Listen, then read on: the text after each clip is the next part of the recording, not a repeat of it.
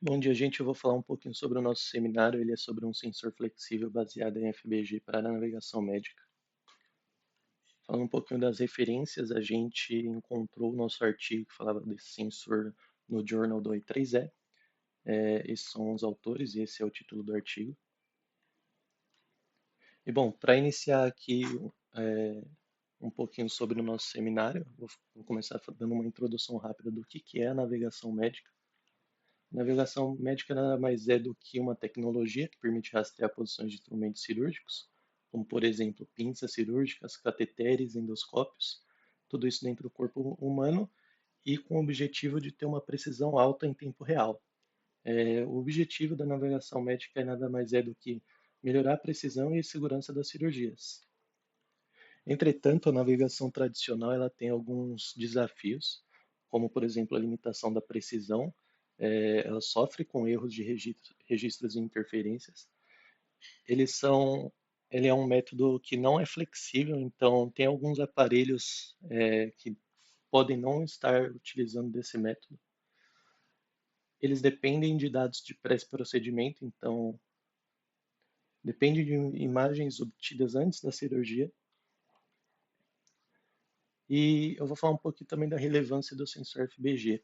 Ele tem propriedades que, quando comparadas à navegação tradicional, que são muito melhores.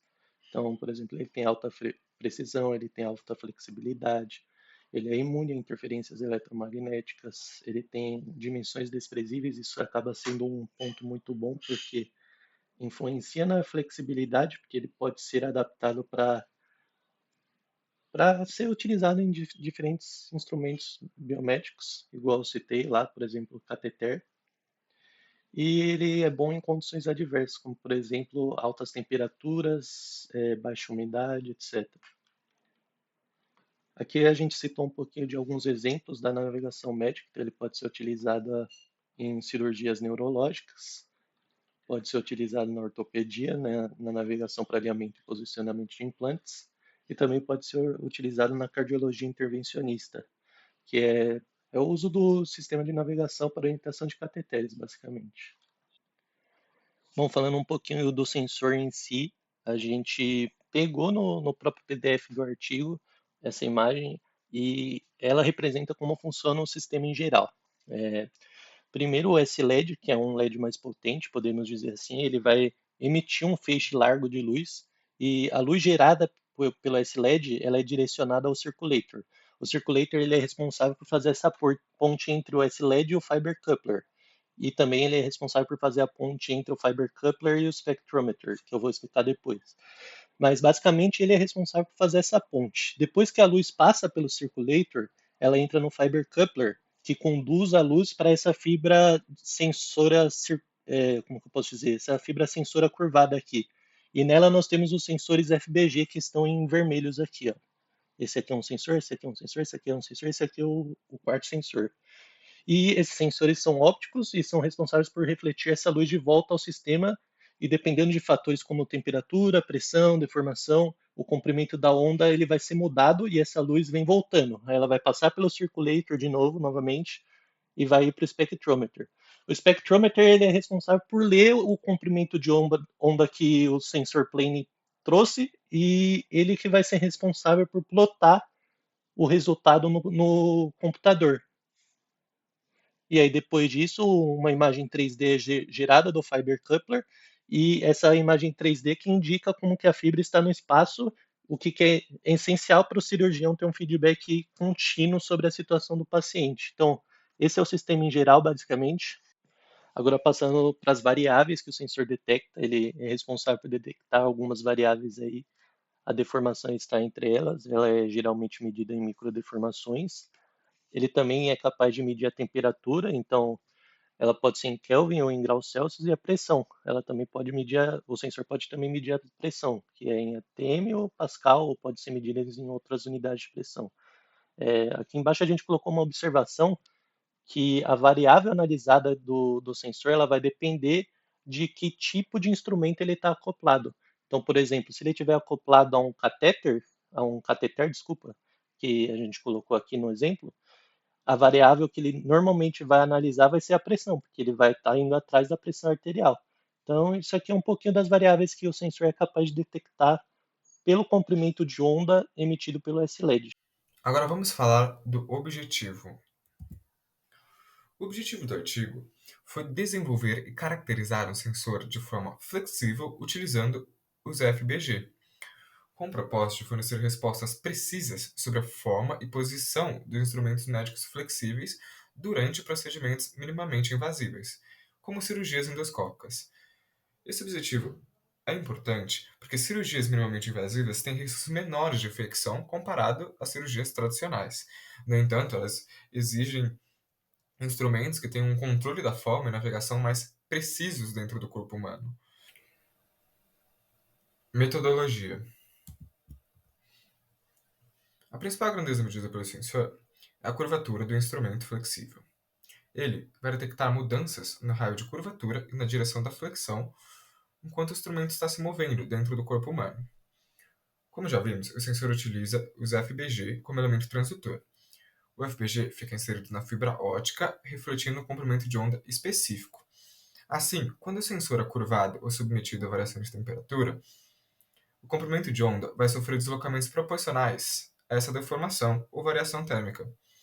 Assim, essas mudanças vão refletir diretamente a curvatura do sensor. Neste artigo, um sensor composto por três fibras diferentes, com uma série de FBG ao longo de seus comprimentos, foram coladas em um fio de nitinol superelástico, que é um material flexível. Essas fibras foram dispostas de forma triangular ao seu redor, permitindo detectar deformações em diferentes direções. Com esses dados, é possível reconstruir a forma 3D do instrumento em tempo real. Boa tarde, meu nome é Augusto e vou falar sobre os resultados do projeto. A gente definiu 4 itens principais, que seriam sobre o sensor de FGB, feitos em nitinol, eles são muito mais precisos, feitos para monitorar instrumentos médicos em cirurgias minimamente invasivas. A segunda seria a flexibilidade e a precisão desses sensores os torna ideais para utilizar com catéteres e endoscópios. A terceira,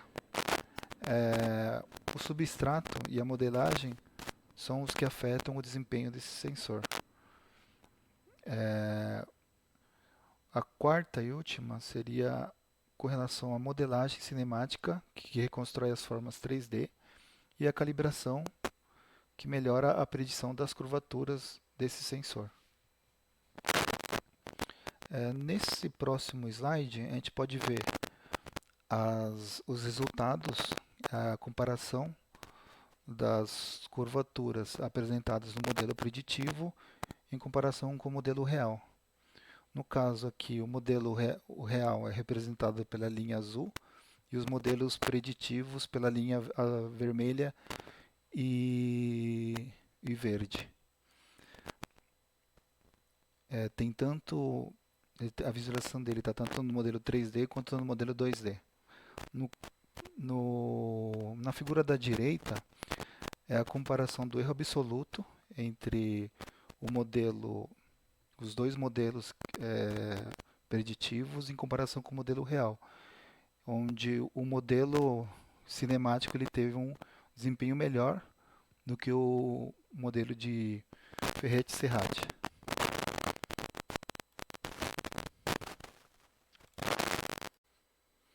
Com relação às curvaturas estimadas, os principais resultados são baseados em experimentos de múltiplas curvas, e o coeficiente de correlação que está nesse gráfico é entre as curvaturas estimadas e as reais, que foi de 0,73, o que ela indica uma boa precisão nesse método de calibração proposto. Sobre a precisão e estabilidade, ela teve um erro médio de 1%.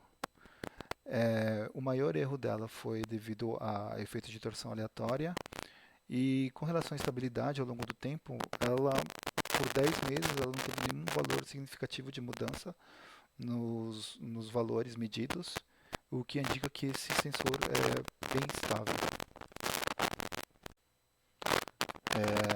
Sobre a conclusão, pode-se dizer que os sensores baseados em FBG utilizados em etinol como substrato, eles oferecem uma melhor solução, mais precisa, para monitoramento de instrumentos médicos durante a cirurgia minimamente invasiva.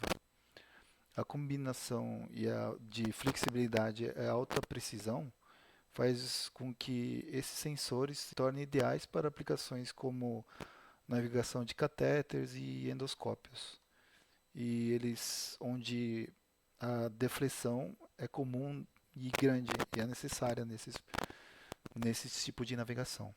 Também é importante destacar que o desempenho dos sensores depende diretamente da escolha do substrato utilizado e o método de modelagem, que é o que afeta o equilíbrio entre a flexibilidade e a precisão.